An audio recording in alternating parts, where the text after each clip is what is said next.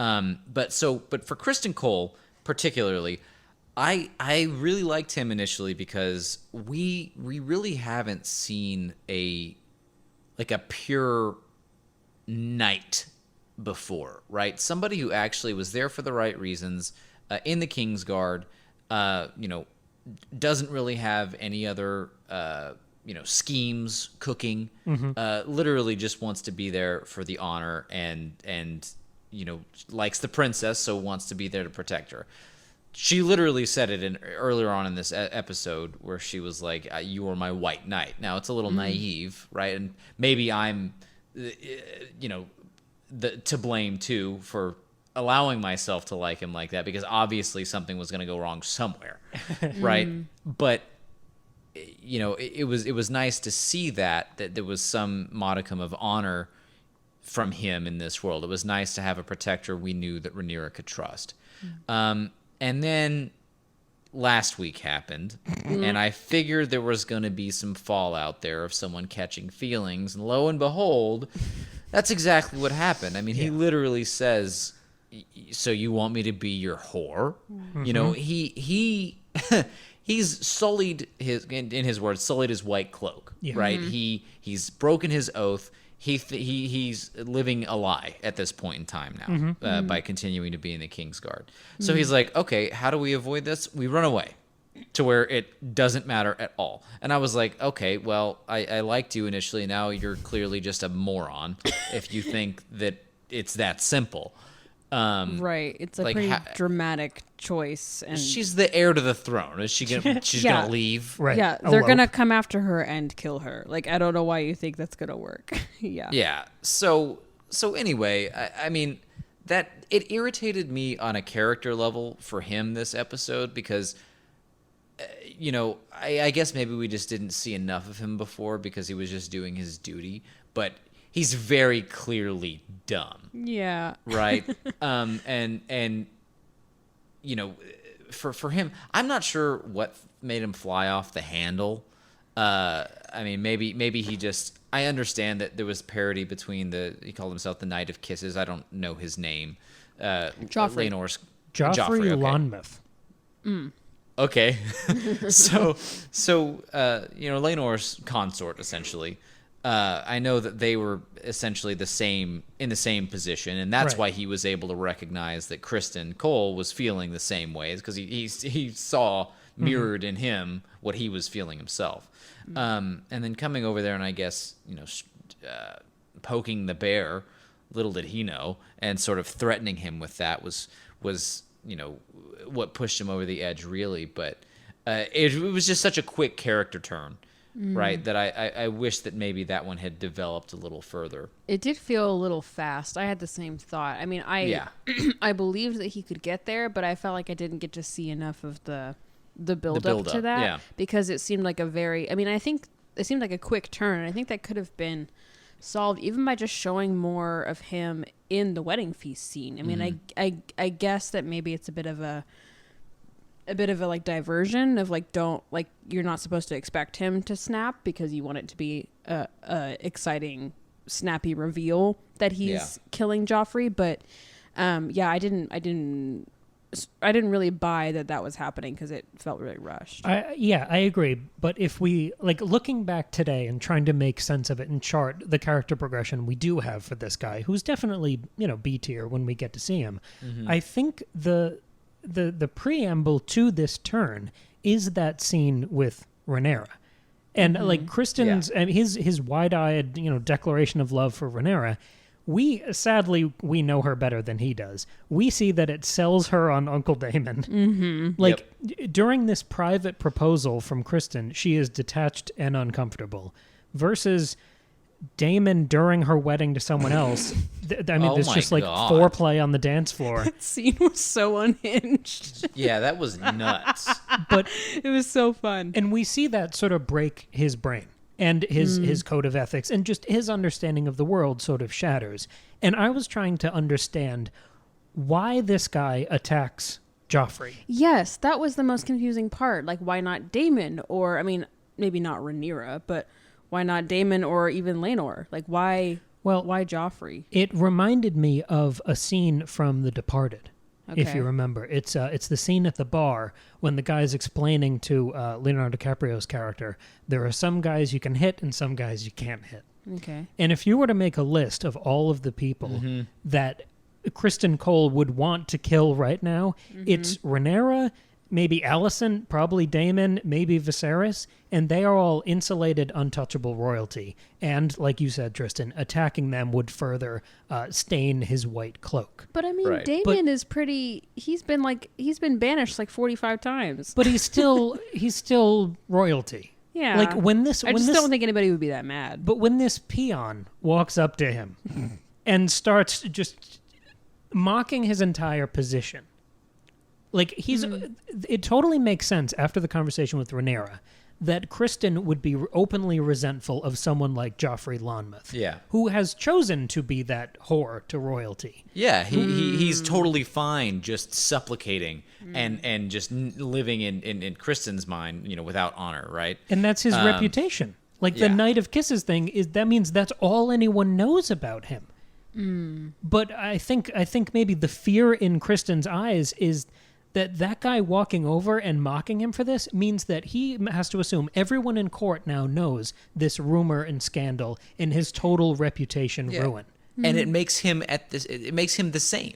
Yes. It makes him the same as this, dishonorable guy who has this name for who, he doesn't even know why, right? In his mind. I mean, it's totally... He's worthless, right, in Kristen's mind, who we know is a good warrior and is honorable despite being a moron. Do you think there's a slight, and I don't know, do you think there's a slight homophobia angle?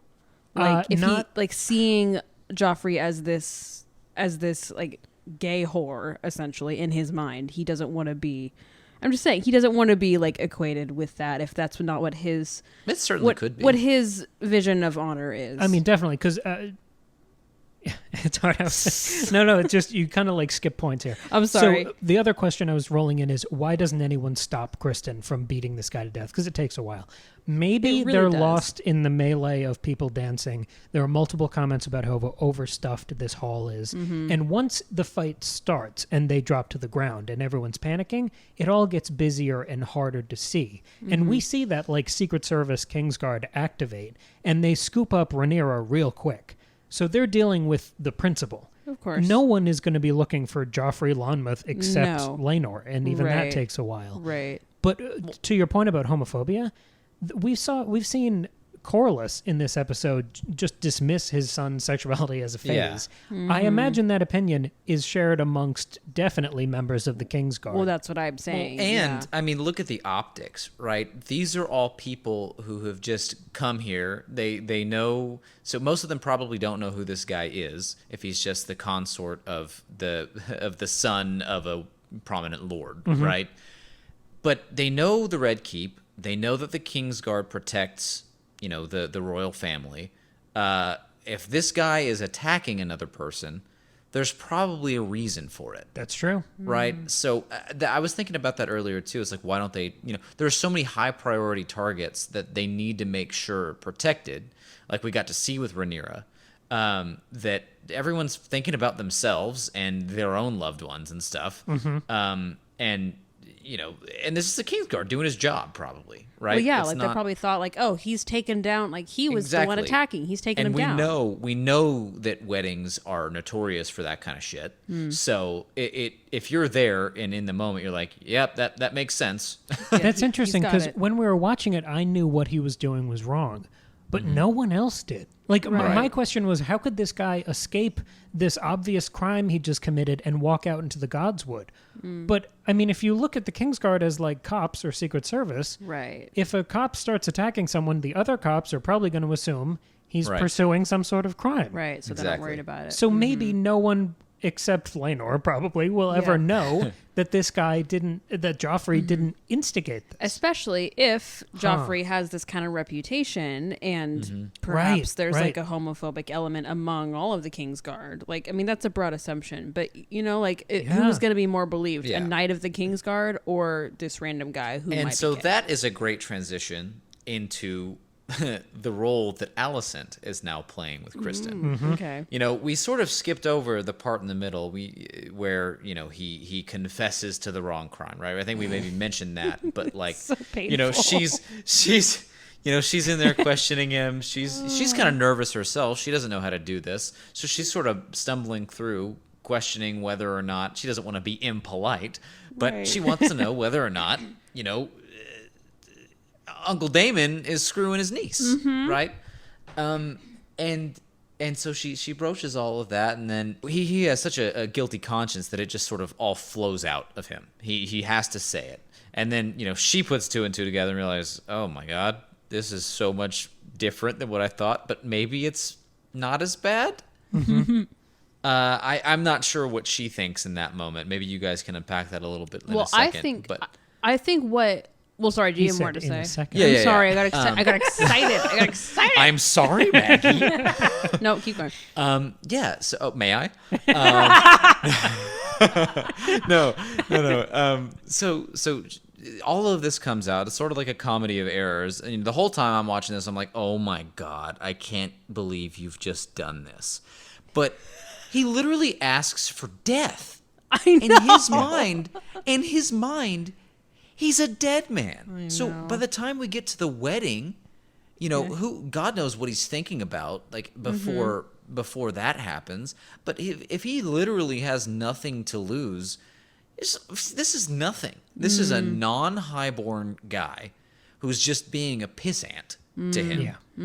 Well, and he's probably why not? He's probably worried that like Alicent is gonna. He doesn't think he's off the hook. He probably thinks she's gonna tell somebody. I wouldn't. Right. I would think that's gonna get out somewhere else. So he's like, I'm good as dead anyway. Might as well act on my feelings. So he does all of this stuff, and he's about to go off himself because he feels like he should anyway. Because now that he's living in dishonor, he doesn't deserve to be alive. But then Alicent comes out there and says, "But wait." Yeah. So we've already seen step one of her ascension into the Game of Thrones.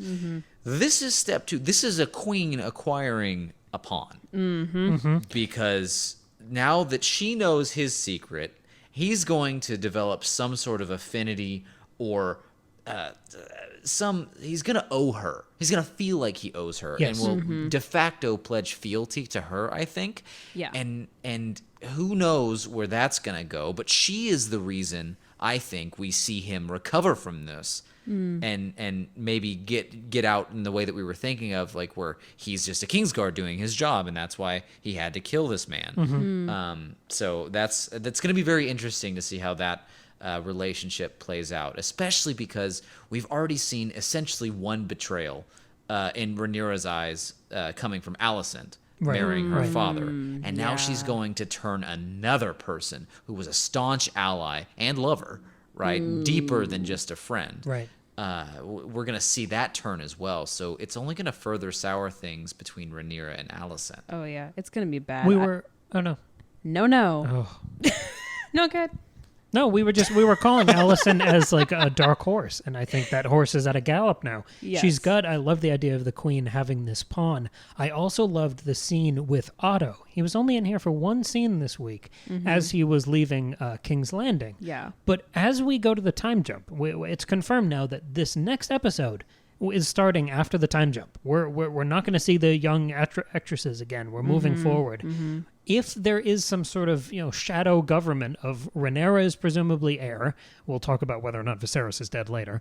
If Rhaenyra is queen and Alicent is in the back trying to squirrel some sort of shadow government to take over, it feels like the way she parts with Otto here, they're almost allies instead of being father-daughter. So maybe she's got some sort of rook or castle with her too, if she's building up this team. Right, yeah. I mean, I think what the big thing that we see happen with Alicent here, I mean, she's still very unknown. I still don't know what her game is or what she's thinking, and I really like that about her because she's hard to read.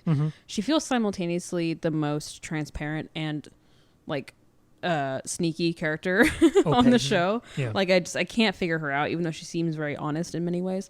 But I think what really happens with her in that scene with Kristen is that I don't think she cares so much that Kristen Cole like broke his oath. Like I'm sure there's a part of her that's like upset on like an honor level of like, oh, you're not supposed to do that. But what really upsets her is that Rhaenyra lied to her. Like, that's the problem.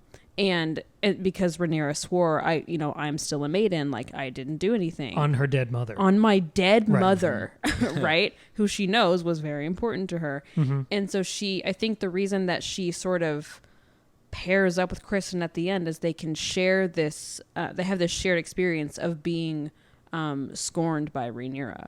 So they can sort of be this like allied team. I mean, I think she's gonna use Kristen, but he won't see that because by his standards, she's the only morally pure person. Mm-hmm. Because she hasn't reneged on any sort of deal, she hasn't betrayed anyone publicly. Right. So now he can idolize her in the same way he used to be able to do Rhaenyra. Mm-hmm. But if I love these two ways of viewing him in this moment. One, him killing Joffrey almost has this abuse of power, like we're talking about with this sort of cop metaphor. The other example, because he is such like an inwardly moral person, he's talking about his code and the only thing he has and his sense of honor, not even how he's perceived, but how he thinks of himself. When I was watching the episode the first time, I saw him throwing his life away when he attacks Joffrey Lonmouth for the first time. Yeah. I saw that as suicidal an action for him as what he does later in the Godswood, because in his mind, he knows that was unjust and that he's causing some scene and breaking his oath at a royal wedding. Yeah. Mm-hmm. So I don't know how to read this guy, and I really hope he remains on the board. Sure. I don't want him to become one of Alicent's pawn in the shadows for a season and a half. Yeah. I want to see more of this like emotional turmoil now. Mm-hmm. Yeah, Do you think we will? I think so. It seems like they're really going to be working together. Again, I don't think, well, maybe he's going to be pretty honest with her, but I don't think she's going to be super honest with him and her goals, but I think we'll get to see him be an active participant because he kind of gets a second chance because he doesn't actually die here.